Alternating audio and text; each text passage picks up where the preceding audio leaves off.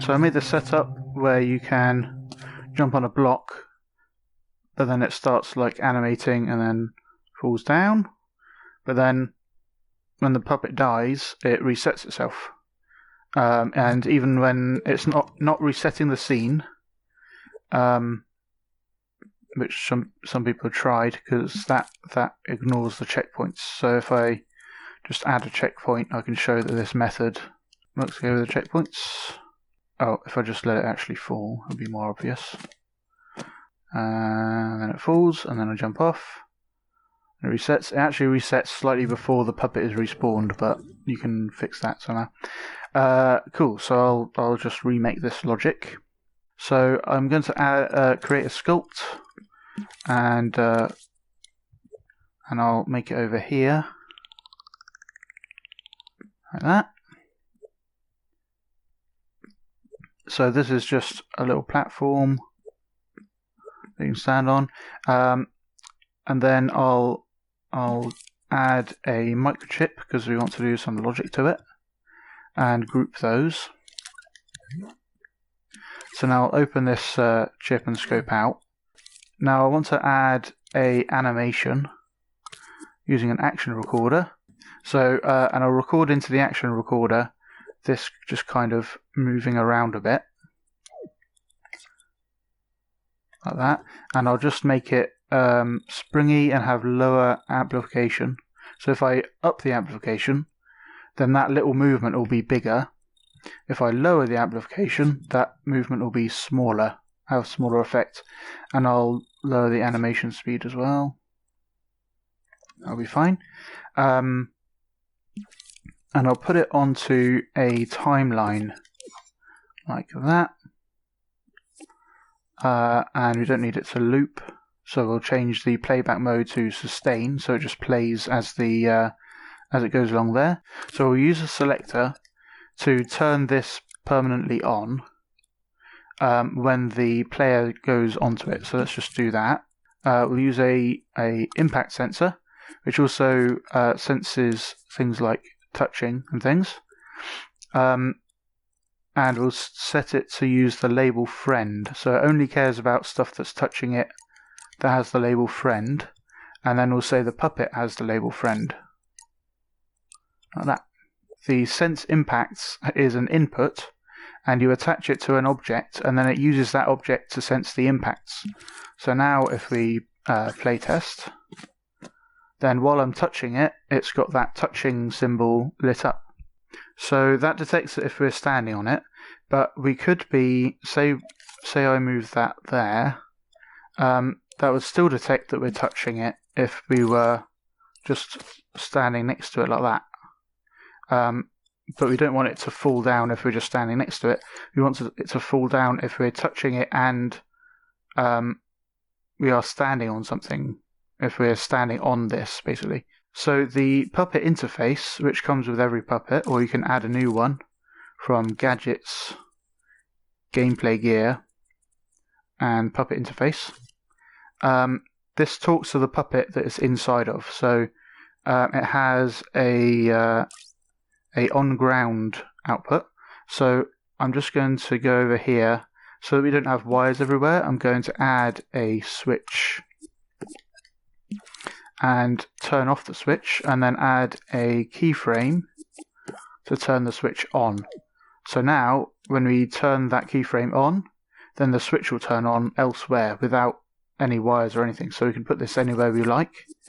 So we can put this over here and wire that into it. So now that keyframe will be on while the puppet is on the ground. And we can name them. So if I just move that back. And we can name them by selecting them both and then tweaking one of them and naming it. So on ground. And that's named both of them at the same time. And then we can put this over here and power that with the on-ground output. And now we can even make copies of this and that keyframe will automatically tie to all the new copies of that switch. So if we're on the ground and we're touching, then we want to do some stuff. So we could do this a couple of ways. We can use an AND gate, so plug both of them in, and plug this into the touching. And if we just have this, if we just pin this to the screen, then play test in here, we can see the AND gate and what it's doing. So if we're touching and on the ground, then it's lit up, just as we want it to. But I'll use a slightly different method, which is a little better for performance. We can use the on ground to power the impact sensor. So then the impact sensor doesn't need to run physics and stuff to find out if that is touching until we're on the ground. And then we can use this to do our other stuff. So it's like an AND gate done in a different way. So now this sends out a signal while it's touching and standing on it. So then we can turn this on. So if we plug that in there, when this B channel receives a signal, it will become the active port. So A won't be sending a signal, but B will be. So then it will play through that timeline. So then it will play through this timeline here. So then let's test that. So let's jump on there and then jump off. And now it's playing the little animation. Now at a certain point, we want it to just fall down. For that, we'll have a different selector. So what I'm going to do is just make this movable, so that normally it will just fall out of the scene, but instead we'll use a keyframe to store that position. So make sure it's the same position. We'll turn on guides, and because it's the grid, it takes like a lot more movement to actually have an effect. So if we make the grid bigger with L1 and up or down, and then we just tap it, then that will be in the exact same position.